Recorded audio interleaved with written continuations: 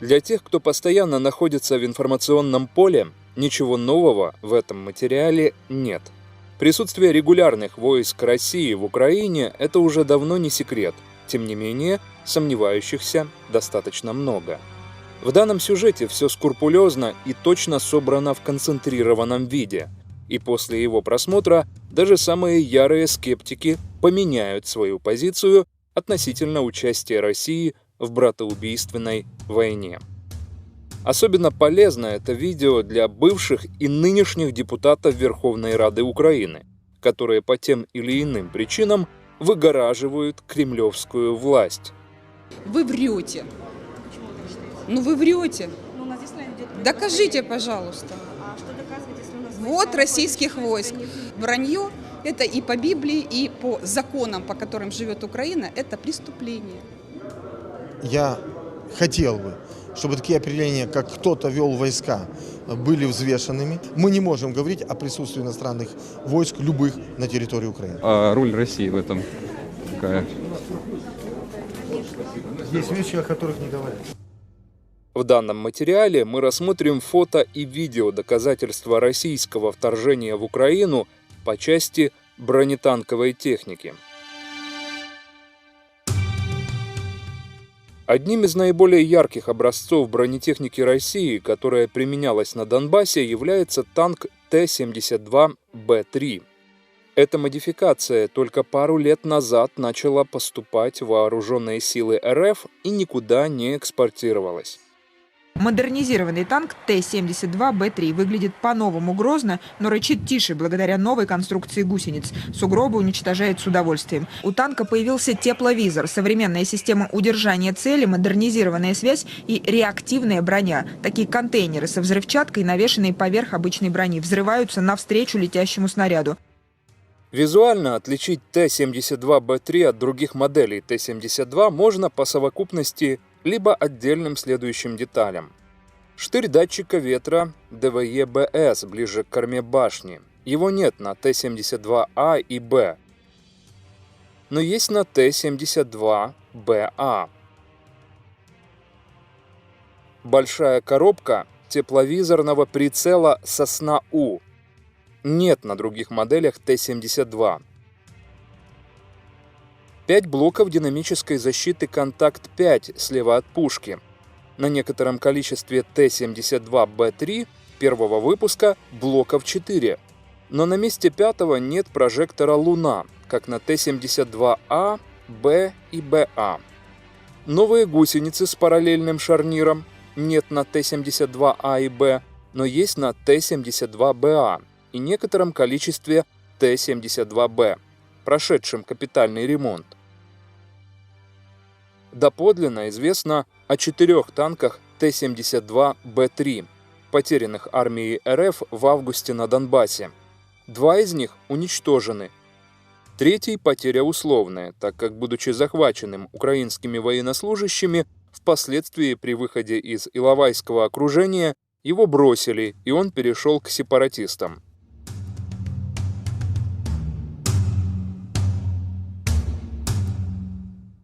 Четвертый танк был подбит, осмотрен украинскими солдатами. Позднее этот Т-72Б3 тоже вывезли в Россию. Итак, первое безусловное доказательство присутствия российских танков Т-72Б3 были получены 27 августа. В этот день канал Эспрессо ТВ в заметке «Российская бронетехника под Иловайском» опубликовал видео, на котором украинские солдаты демонстрируют захваченный под Иловайском российский танк и обнаруженные в нем предметы. По виду катков, штырю датчика ветра и коробке прицела «Сосна-У» уже можно было определить, что перед нами танк Т-72 последней модификации – Т-72Б3. Естественно, украинские солдаты нанесли на танк белые полосы быстрой идентификации вооруженных сил Украины, чтобы избежать открытия огня по своим.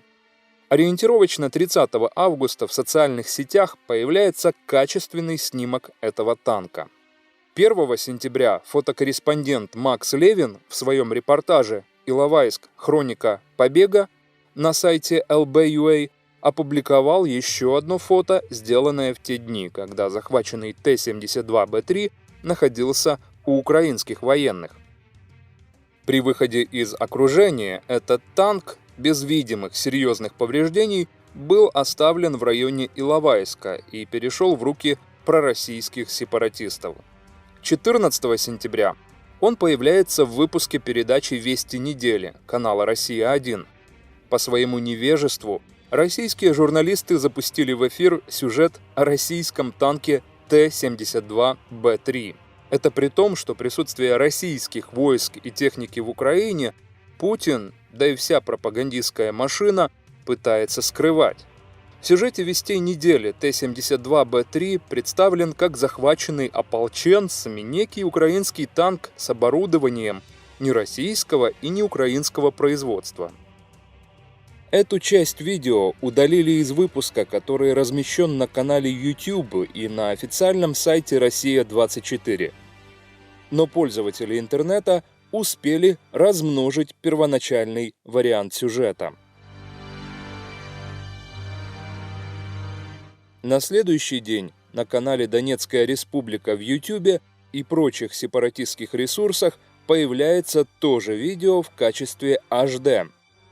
Правда, в описании к ролику танк сознательно назван Т-72М, поскольку эта модификация, в отличие от Т-72Б3, как раз была выставлена на экспорт, и ее можно было встретить на вооружении таких стран, как Чехия, Польша, Сербия, Словакия, Куба и многих других. То есть командная машина с спутником GPS определяет все танки, все подразделения свои, это тоже был их, и дает картинку на вот эти дисплеи. Второй российский Т-72Б3 был подбит и сгорел. Он находится возле дороги вблизи села Новодворское Донецкой области. Первая информация о нем поступила 9 сентября из передачи «Сегодня» и «Чрезвычайное происшествие» канала НТВ. Естественно, Т-72Б3 российской армии в сюжете называют могучим украинским танком производства Чехии. Украинский могучий танк. Чтобы не говорили нам, что у них потерь нет и все танки целы. Оторванная башня. Это был танк Т-72, поставка с Чехии. Позднее в социальных сетях выложили и фото этого танка.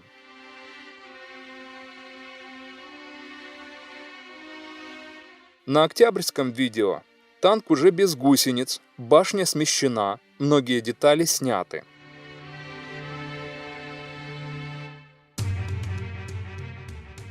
Третий российский танк Т-72Б3 уничтожен возле села Червоносельское, что в 10 километрах от Иловайска.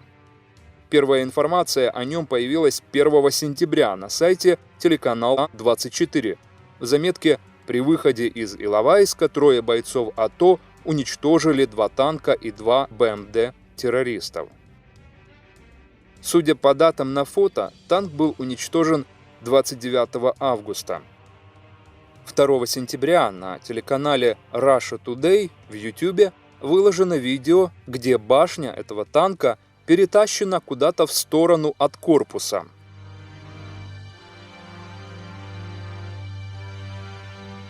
Третьего сентября фотограф Александр Ермаченко сделал снимок этой же башни. Позднее в социальных сетях всплыли и новые фотографии корпуса. Есть еще один Т-72Б3, который получил повреждения возле села Червоносельское и был захвачен украинскими военными. Его фото 1 сентября тоже выложили на сайте телеканала 24 в вышеупомянутой заметке.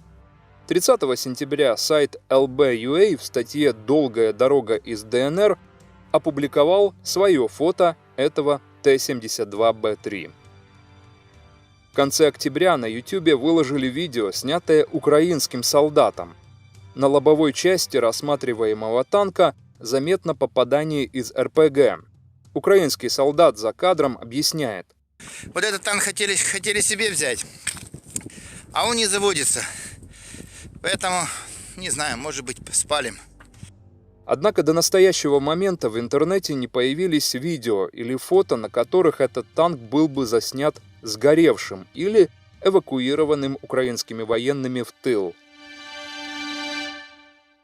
То, что на Т-72Б3 воевали российские солдаты, подтверждается как сведениями, полученными из социальных сетей, так и опубликованными данными о погибших российских танкистах. На этих фото те же танки Т-72Б3 с теми же белыми кругами, как на уничтоженных и захваченных в Украине. Танкист 6-й отдельной танковой бригады публикует снимок поврежденного Т-72Б3 и пишет друзьям, что его танк подбили в Украине.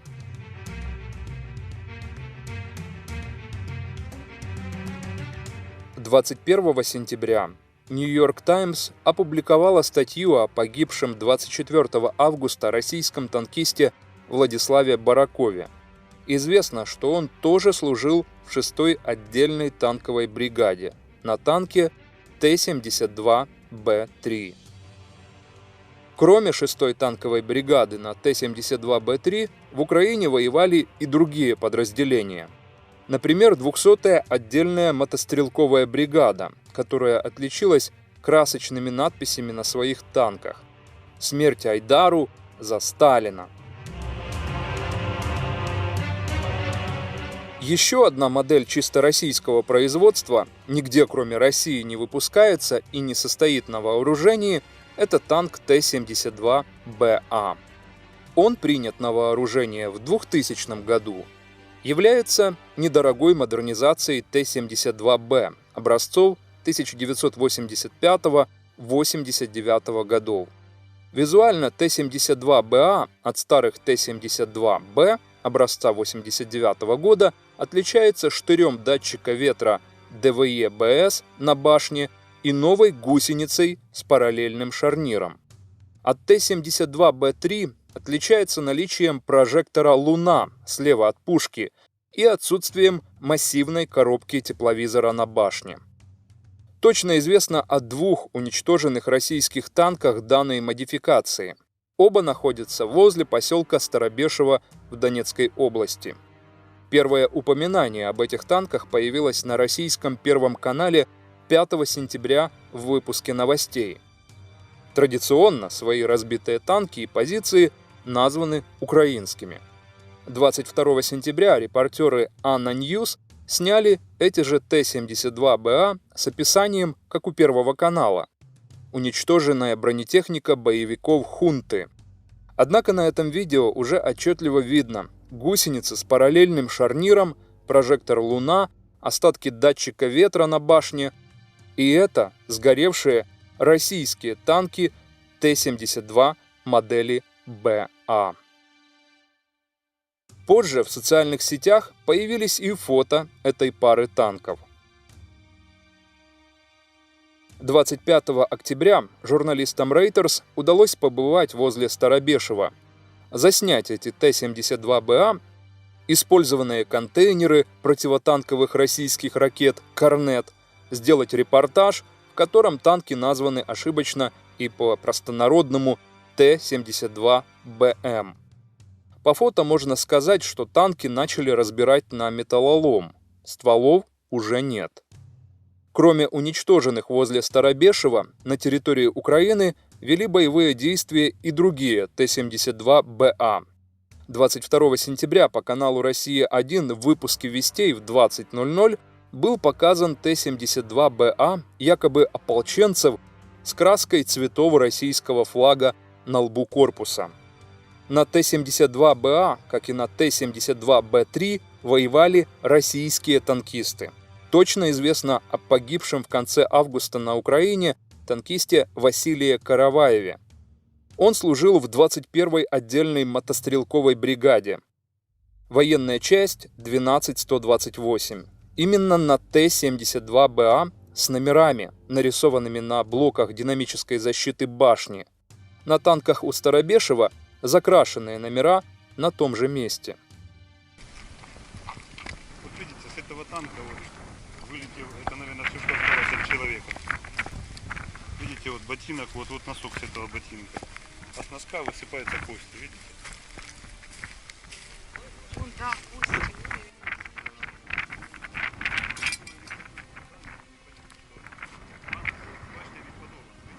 О солдатах регулярной армии РФ, принимавших участие в войне на востоке Украины, погибших и ныне находящихся в горячей точке, более подробно можно узнать на ресурсе Груз200 в сети Facebook и на сайте gruz200.net.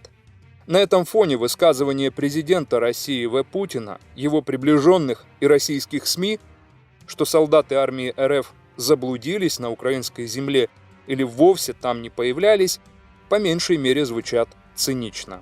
А тезис о какой-то гражданской войне в Украине вообще разбивается в пух и прах. Говорить это одно, а иметь доказательства это совершенно другое. Я вам еще раз говорю, никаких вооруженных сил, никаких... То есть они врут сейчас, американцы? Они врут. Никаких вооруженных сил, никаких инструкторов российских даже на юго-востоке Украины нет. Не было и нет.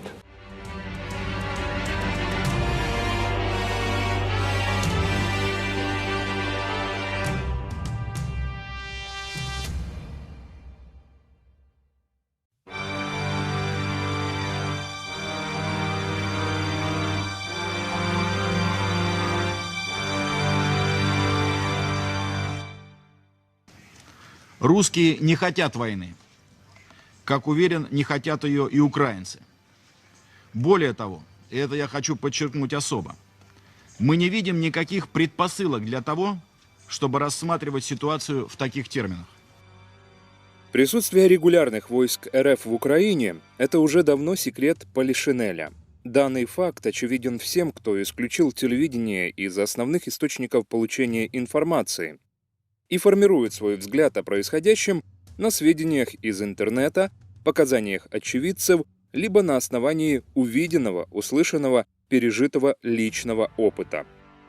Тем не менее, находятся те, кто еще сомневается в российской агрессии против Украины, в спланированности и последовательности военной операции Кремля, а также верит в мифы о гражданской войне на востоке Украины, героизм так называемых ополченцев и в то, что украинские власти проводят карательные операции против населения Луганской и Донецкой областей.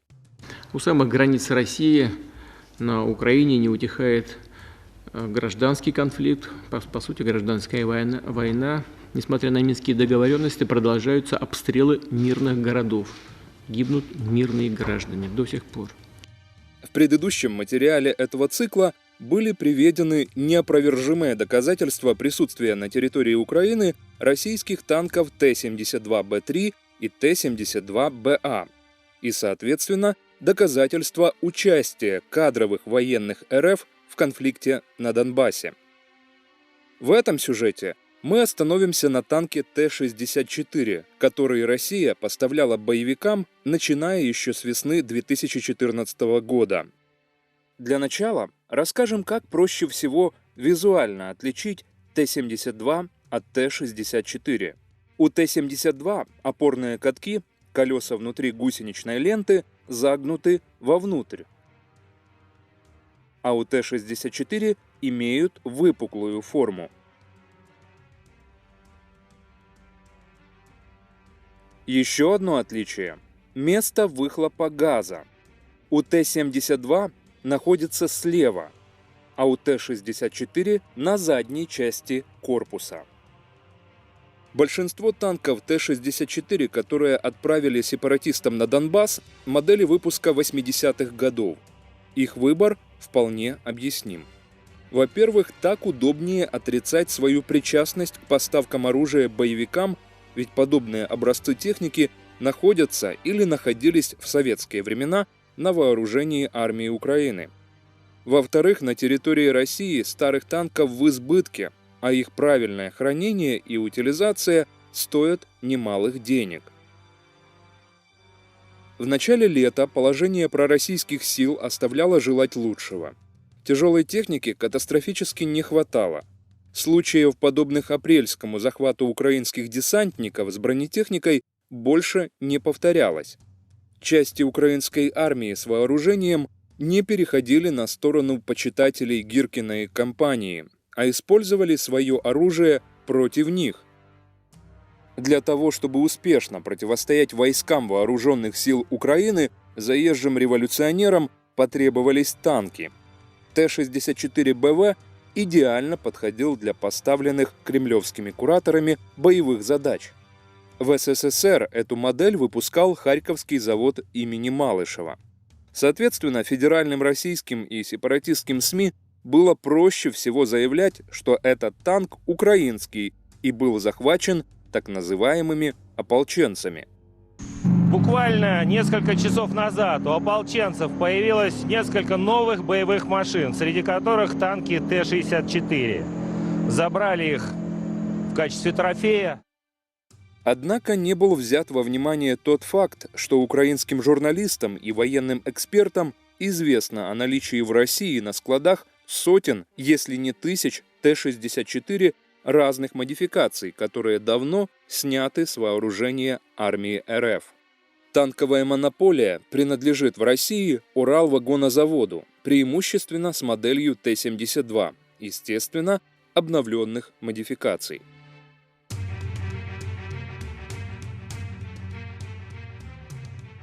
Итак, первыми танками, которые РФ предоставила сепаратистам, были Т-64БВ. 12 июня 3 танка успешно проследовали в Донецк через Снежное, Торез и Макеевку. В тот день в ДНР признали, что получили на вооружение 3 танка, умалчивая, от кого именно.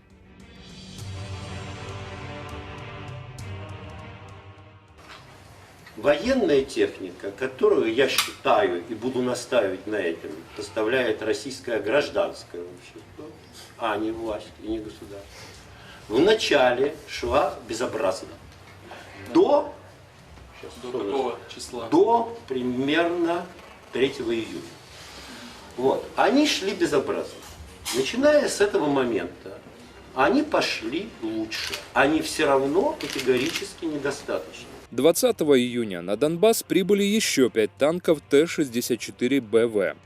Параллельно российские СМИ активно тиражировали новость. Ополченцы захватили танковую базу под Славянском. На самом деле захвата не было, и база осталась под полным контролем украинской армии. А появление этих танков на дорогах России в июне 2014 года вызвало массу вопросов.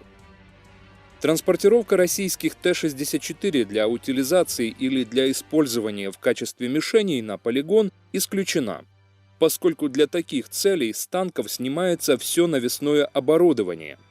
Ящик для инструментов, бортовой экран, инфракрасный прожектор, зенитные пулеметы, динамическая защита. К тому же танк транспортирует гражданская машина подрядчика. Однако на территории Российской Федерации, особенно в приграничных с Украиной регионах, были обнаружены российские военные тягачи с полностью укомплектованными Т-64 в сопровождении военной инспекции РФ. Одним из первых ввезенные из РФ Т-64БВ сфотографировал корреспондент Евгений Малолетко, недалеко от Дебальцева. Возле Янакиева 2 танка из той же партии попадают в объектив фотографа Дмитрия Ловецкого. В Горловке эта же пара танков снята на видео.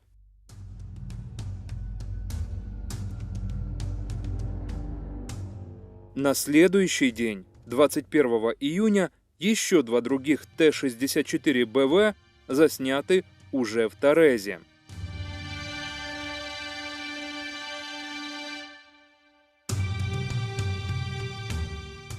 Бросается в глаза скудная, некачественно установленная динамическая защита на бортах, прямоугольные коробки, обозначенные красными линиями.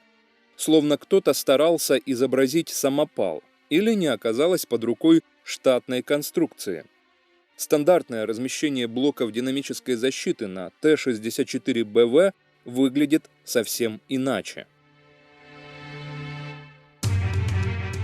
Теперь сравниваем эти Т-64БВ с танками, которые перевозили военные тягачи, сопровождаемые автомобилями российской военной автоинспекции в приграничных районах на территории России 19 июня.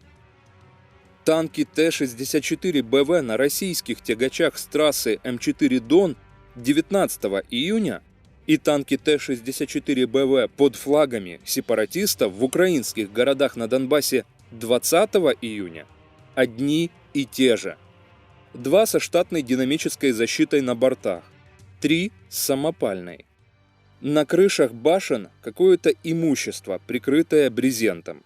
Второе видео фиксирует не только сам танк, который 21 июня был в Горловке, а еще и указывает на местоположение колонны в момент съемки. К вышеперечисленным фактам прилагаются фото от пользователей социальной сети, которые засняли танки на все той же трассе М4 Дон. Фото выложили в интернет 19-20 июня. К тому же доказательства по этим танкам указывают на места съемки. На этом фото видна цифра 7 на крышке прожектора, справа возле пушки. С июня по настоящий момент ничего не изменилось. Колонны тягачей с танками Т-64 как шли с территории России на Донбасс, так и продолжают идти. Июль. Трасса М4, Октябрьский район Ростовской области. Июль. Трасса М4, Красносулинский район Ростовской области. Июль. На видео та же трасса М4.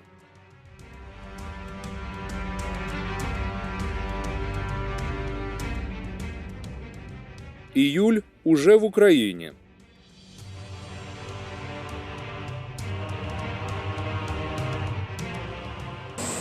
И такой гуманитарной помощи с каждым днем будет все больше и больше. И остановится она только во Львове. Пара августовских видео.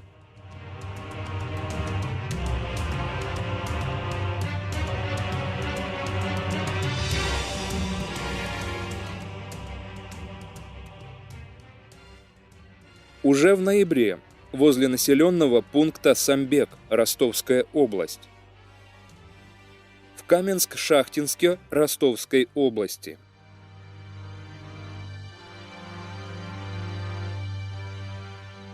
В декабре месяце возле Самбека. 13 декабря на трассе Ростов-Таганрог.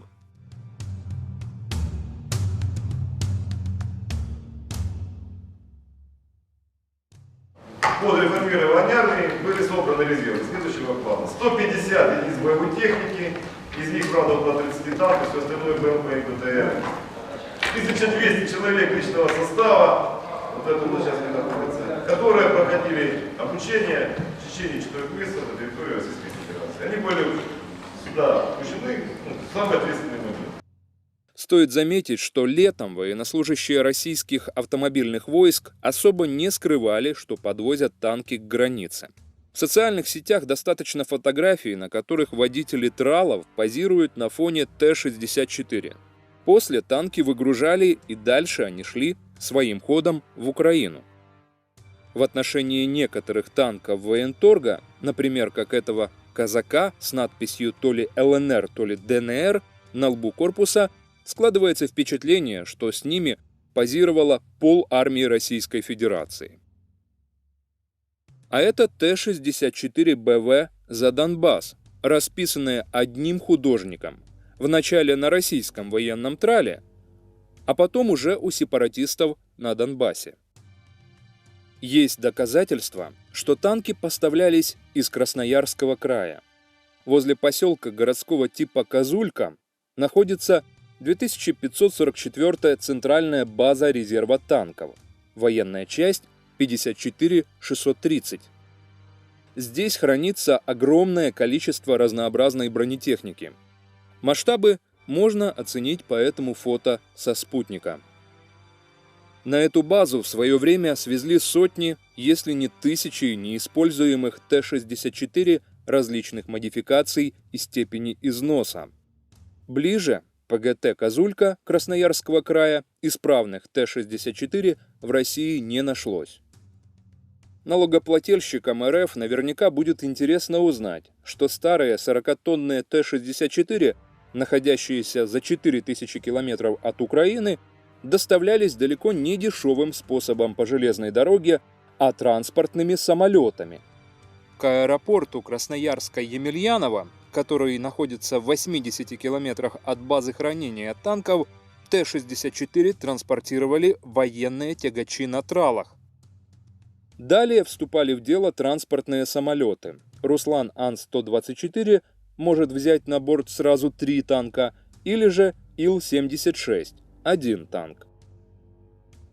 Осенью 2014 года в интернет было выложено видео, на котором запечатлен процесс погрузки танка Т-64БВ на борт самолета Ан-124 31 мая того же года в аэропорту Емельяново.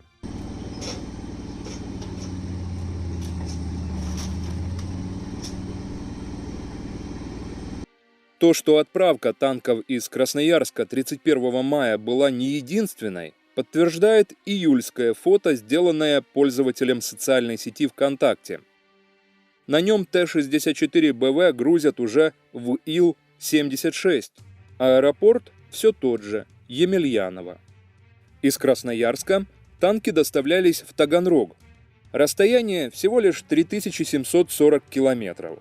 Это указано в названии видео погрузки танка 31 мая, и это же подтверждается снимками жителей Таганрога, где летом Т-64 буквально заполонили улицы города. Местоположение съемки подтверждено с помощью ресурса Google Maps. Видео начала июня. По Таганрогу перевозят Т-64А, еще одна модификация Т-64. Место съемки – улица Сызранова.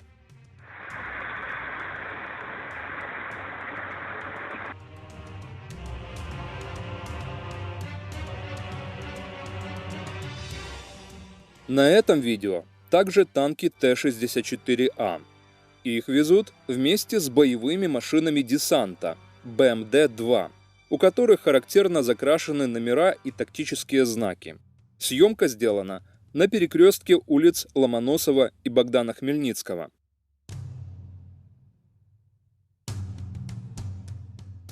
На этом фото тягач транспортирует Т-64 по улице Мичурина в начале июля 2014 года. Под фото красноречивый комментарий жителя Таганрога. Входит в привычку. Осенью, после подписания так называемых «мирных Минских соглашений», Т-64 начали возить и по железной дороге. В сети появились Т-64 со следами железнодорожных перевозок. На борту указан индекс негабаритности, на катках метки от установки специальных крепежных шпор, чего не наблюдалось летом. Несмотря на большое количество Т-64, завезенных сепаратистам на Донбасс, этого оказалось мало для победы над украинской армией. При мощной поддержке волонтеров и добровольческих батальонов план Кремля по созданию сухопутного коридора в Крым провалился. К тому же танки Т-64 долгое время не эксплуатировались. Многим боевым машинам требовался ремонт разной степени сложности. А поскольку интенсивность боевых действий значительно возросла, из России полным ходом пошел поток так называемых гуманитарных конвоев, осматривать груз которых украинским пограничникам не позволяли.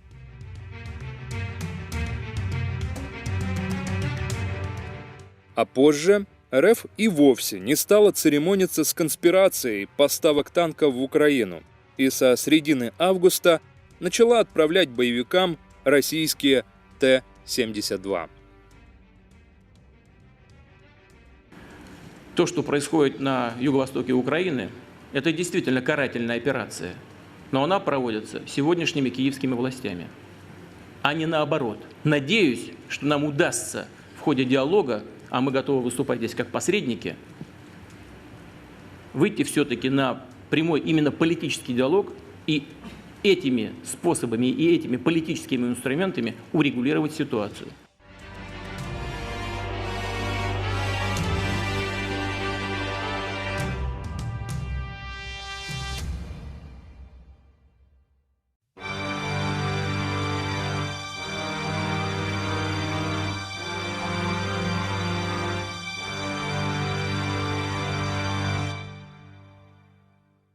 Участие военной техники и солдат российской армии в войне на Донбассе доказано уже не раз. Тем не менее, масштабы вторжения войск РФ на территорию Украины для многих остаются загадкой. Отсюда возникают вопросы относительно логики Минских мирных соглашений и дальнейших так называемых режимов тишины. Ведь большинству обывателей непонятно, насколько огромная военная сила противостоит украинской армии, Национальной гвардии и добровольческим батальонам. К тому же, после наших предыдущих материалов об участии в военном конфликте на востоке Украины российских танков Т-72Б3, списанных Т-64, артиллерийских установок М100С, некоторые зрители иронично высказывались, что украинскую армию заставила отступать горстка сепаратистов и пара единиц военной техники. Правда в том, что показанная техника российская, сомневающихся уже фактически не осталось.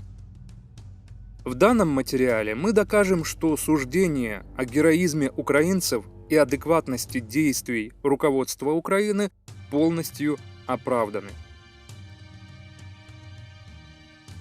В середине августа пророссийские сепаратисты на Донбассе теряли позицию за позицией. Территория, контролируемая ДНР и ЛНР, медленно, но постепенно уменьшалась. Уже доставленных боевикам Гиркина и Болотова танков Т-64 оказалось недостаточно. Срочно выставить большое количество дополнительных, готовых к бою Т-64 российская армия не могла.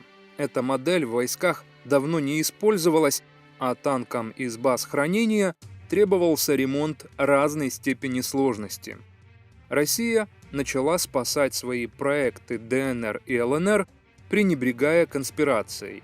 С этого времени в ход пошли танки Т-72. После развала СССР Уралвагонзавод добился положения танкового монополиста на территории Российской Федерации. Его 72-е стали основными танками в армии РФ. В войсках находилось около 1500 единиц Т-72 различных модификаций, на складах в 5 раз больше. В отличие от Т-64, проблем оперативно поставить на Донбасс несколько десятков исправных Т-72 не было. Сепаратисты также не могли отобрать эти танки у армии Украины. Единственное место, где находились украинские Т-72 на Донбассе – центральная база резерва в Артемовске. Ее захватить не удалось. Танки Т-72 находились на базах хранения, на бронетанковых заводах, в некоторых учебных частях других регионов Украины. Но вплоть до 6 декабря в составе боевых подразделений Вооруженных сил Украины, Национальной гвардии и добровольческих батальонов таких танков не было. В зоне же боевых действий зафиксировано лишь 2 Т-72, находящихся в украинских подразделениях. Оба российские, трофейные. Первый из них, новой российской модификации Т-72Б3, был захвачен непосредственно у российских военных под Иловайском. При выходе из окружения его бросили. Об этом танке более подробно упоминалось на нашем канале в первой части цикла сюжетов о вторжении российских войск в Украину. Второй танк, российский Т-72Б1 образца 1984 года.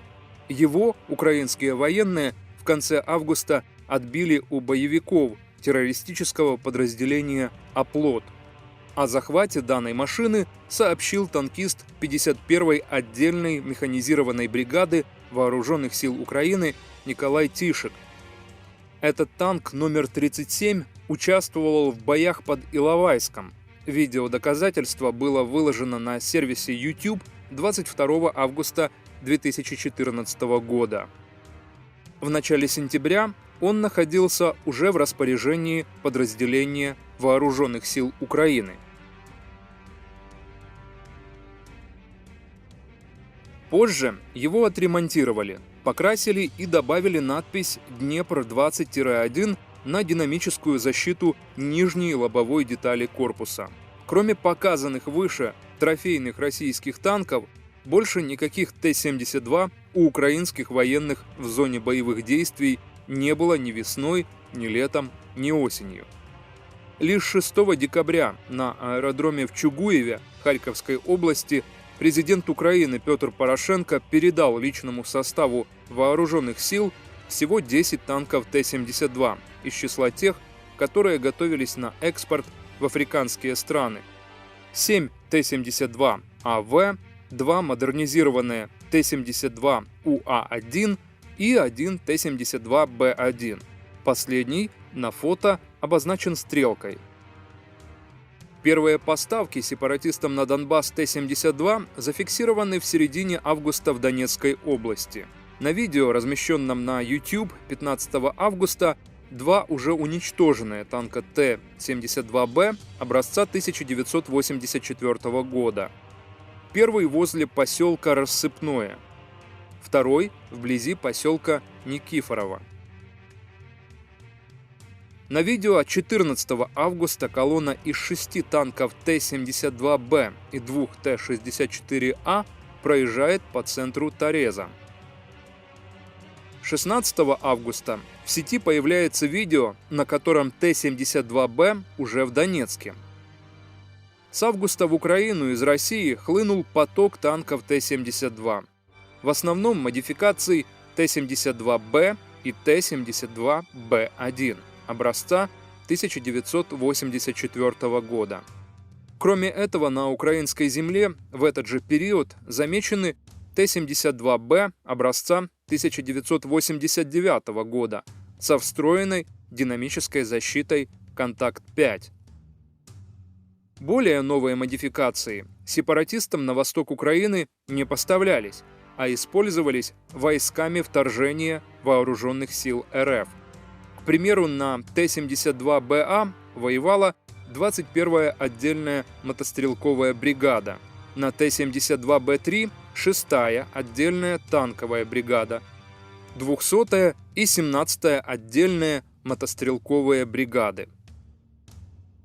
По имеющимся фотографиям и видео из средств массовой информации, а также из социальных сетей, можно вычислить количество танков Т-72, которые Россия завезла в Восточную Украину.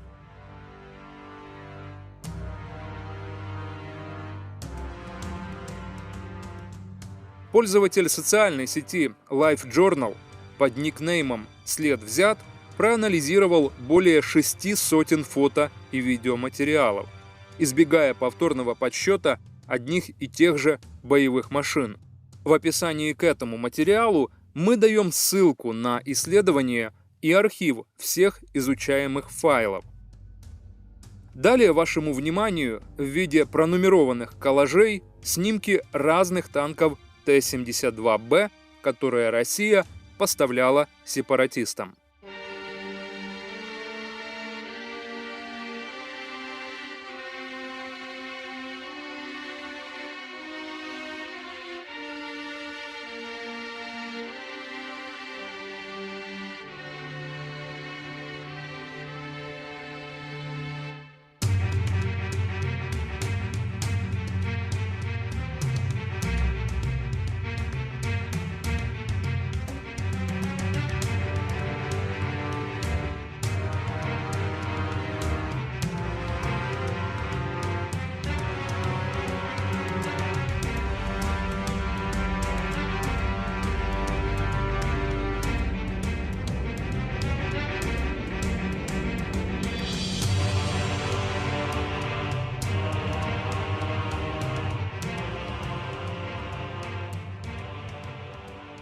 При этом в подсчет не включено около 30 Т-72 на фото плохого качества или с неудачными ракурсами. Приводим примеры таких изображений.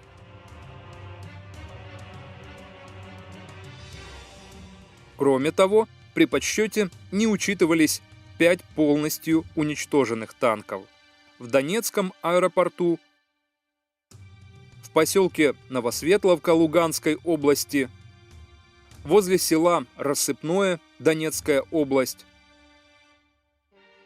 вблизи поселка Никифорова Донецкой области, у села Роскошное под Луганском.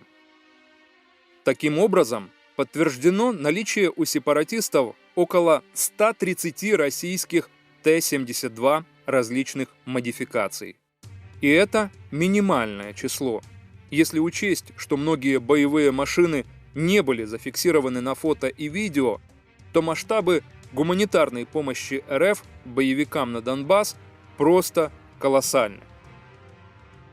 В отличие от Т-64, которые доставляли с помощью самолетов из Красноярского края, танки Т-72 перебрасывались поближе к украинской границе традиционным способом – по железной дороге.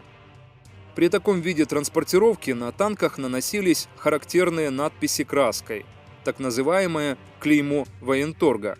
Индекс негабаритности груза на борту, чаще всего Н-2200, как у гаубиц М100С, о которых мы уже рассказывали, и белые полосы от крепления специальных фиксирующих шпор на катках. Эти надписи стараются скрыть, обильно их закрашивая, но на некоторых Т-72 сепаратистов они остались. От железнодорожных станций танки развозились военными тягачами на тралах. Перемещение Т-72 старых моделей тягачами вооруженных сил Российской Федерации наблюдалось вдоль всей российско-украинской границы. Идентифицировать среди них именно те, которые транспортируют в Украину, довольно сложно, поскольку на вооружении российской армии, как мы сказали ранее, остается солидное количество Т-72 модификаций 80-х годов. Тем не менее, действуя в обратном порядке, по фото и видеоизображениям танков Т-72 на Донбассе можно отыскать их следы в России. В конце августа 2014 года, после захвата Новоазовска силами российской армии и сепаратистов, самым популярным объектом в городе стал Т-72Б1 образца 1984 года. Потрепанный танк с неаккуратными надписями «Танюша», 3 флагами так называемой Новороссии и пролетарским экипажем фактически выставили на показ. На этом фото у танка еще не закрашены бортовой номер 127 и тактический знак армейского подразделения Вооруженных сил Российской Федерации, маленький белый ромб внутри большого вытянутого ромба. От транспортировки по железной дороге остались белые метки на катках. Надписи Н-2200 замазаны голубой краской. На видео от 11 сентября номер уже закрашен синей краской и от руки нанесен новый номер 005. Тактический знак скрывать не стали, и белые метки на катках тоже видны. На фото из социальной сети можно заметить, что на защитной крышке прожектора возле пушки появился номер 25, нарисованный зеленой краской поверх настоящего номера танка 127. До того, как этот танк завезли в Украину, его транспортировка была зафиксирована 30 июля в Ростовской области на трассе М4 Дон. Этот факт, кроме видео, присутствует на снимках пользователей социальной сети. На фотографии, кроме номера 127, можно рассмотреть тот же тактический знак, вытянутый ромб, белые метки на катках, камуфляж на бортовых экранах корпуса ближе к корме танка. Другой пользователь социальной сети сфотографировал этот же танк на автодороге М4 Дон в Миллеровском районе Ростовской области. Машина, на которой сепаратисты впоследствии нанесли надпись «Танюша», имеет тот же рисунок камуфляжа на стволе, бортовых экранах, тактический знак в виде ромба, положение и очертания белых номеров на 2 прожекторах с защитными крышками того же цвета.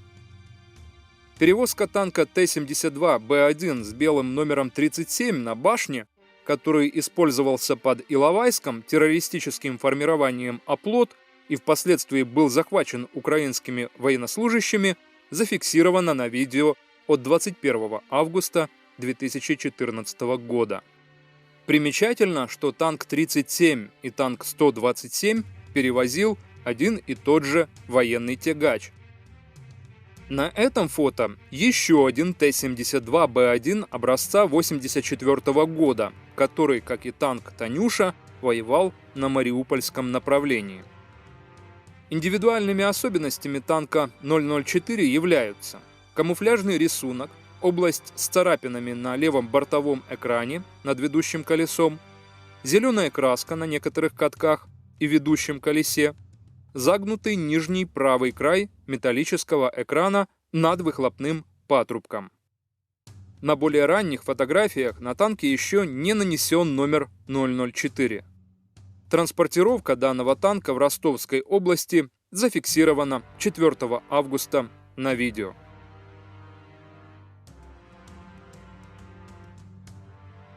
Также пользователи социальной сети сфотографировали этот Т-72Б1 на трассе М4 Дон. На первом снимке уже знакомый номер тягача. На втором фото хорошо видны индивидуальные черты танка, который под Новоазовском превратился в танк ополченцев под номером 004. Обращаем внимание на область царапинами на левом бортовом экране над ведущим колесом, зеленую краску на некоторых катках и ведущем колесе, а также на загнутый нижний правый край металлического экрана над выхлопным патрубком. Кроме всего прочего, танк 004 интересен тем, что на его защитной крышке прожектора не был до конца вытерт тактический знак военного подразделения Вооруженных сил Российской Федерации, к которому он ранее принадлежал. Белый круг с ромбом внутри. Такой тактический знак присутствует на технике 5-й отдельной танковой бригады, военная часть 46-108, дислоцированной в далеком городе Улан-Удэ, Республики Бурятии. Особого внимания заслуживает также Т-72Б образца 1989 года, находившийся в распоряжении так называемой отдельной бригады особого назначения «Одесса ЛНР». Этот танк позиционировался как трофейный, то есть отобранный у украинской армии. На некоторых фотографиях на боевой машине еще заметен родной номер 513. С левой стороны видны особенности данного танка, шрифт и расположение цифр номера и белые надписи «ЗИП» на ящиках надгусеничных полок. Примечательно, что этот же танк замечен в Ростовской области в составе 35-й отдельной мотострелковой бригады, военная часть 41-659, из Алейска, Алтайского края. На этом тема о военном участии России в конфликте на Донбассе далеко не исчерпана, но по уже озвученным и показанным фактам можно представить размеры так называемой гуманитарной помощи РФ. На Украину брошены сотни единиц российской тяжелой техники. Теперь понятны причины захвата Новоазовска, взятия под контроль сепаратистов Саур-Могилы, трагедии под Иловайском и в других котлах. Понятны причины, почему власти Украины отстаивают необходимость соблюдения Минских соглашений и что удерживает украинского главнокомандующего от приказа идти в контрнаступление.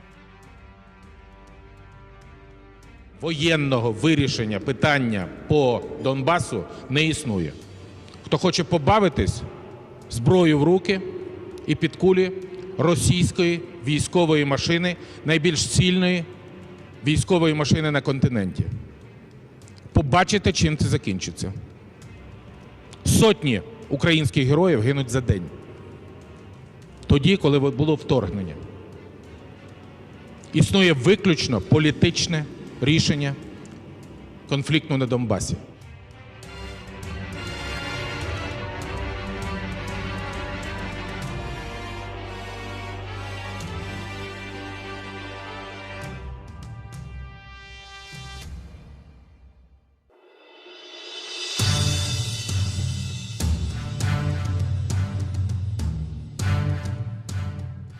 Факт вторжения российской армии на Донбасс в августе 2014 года доказан не раз. Количество тяжелой техники, которую путинская власть направила против украинских солдат, измеряется по меньшей мере сотнями единиц. В большинстве своем это модели советского образца. Боевые машины пехоты, десанта, танки Т-64 и Т-72 разных модификаций, включая модернизированные Т-72Б3. Об участии этой техники в боях на востоке Украины мы подробно рассказывали ранее. Все видео по этой тематике вы найдете в плейлисте на нашем канале «Армия РФ в Украине. Расследование». Однако, кроме старых модификаций, российские войска во время вторжения использовали и новейшие образцы тяжелой техники. Пользователь социальной сети LiveJournal с ником «След взят» разместил на своей странице прямые доказательства участия в боевых действиях на Донбассе современных российских танков Т-90А. Эти свидетельства появились в сети еще осенью 2014 года. Танкист 136-й отдельной мотострелковой бригады, военная часть 63354 Вооруженных сил Российской Федерации, зарегистрированный в социальной сети под именем Виталек Маракасов, выложил свои фото на фоне дорожного указателя вблизи села Терновое, Краснодонский район Луганской области, в 4 километрах от Луганска. Первый снимок примечателен тем, что в кадр попали элементы конструкции зенитной пулеметной установки танка Т-90А. На фоне танка этой модели Маракасов фотографировался и ранее. На патронной коробке танка Маракасова зеленой краской закрашен бортовой номер. То же самое часто встречается и на других Т-90А из 136-й отдельной танковой бригады Вооруженных сил Российской Федерации. Определено точное место съемки Т-90А Маракасова. Уже летом 2015-го было обнаружено еще одно свидетельство применения вооруженными силами РФ танков Т-90А на Донбассе. В октябре 2014-го член незаконного военного формирования так называемой ЛНР из Краснодона, зарегистрированный в социальной сети как Игорь Комиссаров, загрузил серию фотографий поездки в Новосветловку. Передвигаясь на автомобиле с юга на север, он снимает по дороге указатели населенных пунктов в Молодогвардейске, в Самсоновке, в Придорожном, в Новоановке, у Катериновки, в Новосветловке, а также все интересное, что встречается по пути. На участке трассы между поселками Придорожное и Новоановка им были зафиксированы 3 боевые машины десанта БМД-2, 2 армейских грузовика и 3 танка Т-90А. Для проверки того, что фотографии сделаны действительно на участке трассы между Придорожным и Новоановкой, взято видео этого участка дороги, отснятое из автомобиля. Поскольку оно снималось при движении с севера на юг, а не с юга на север, как фотографии Комиссарова, то для удобства объекты местности на скриншотах сравниваются с их зеркальными отображениями, взятыми с фото. Участок трассы, где были засняты вместе 2 Т-90А. Те же самые деревья на фото и на видео.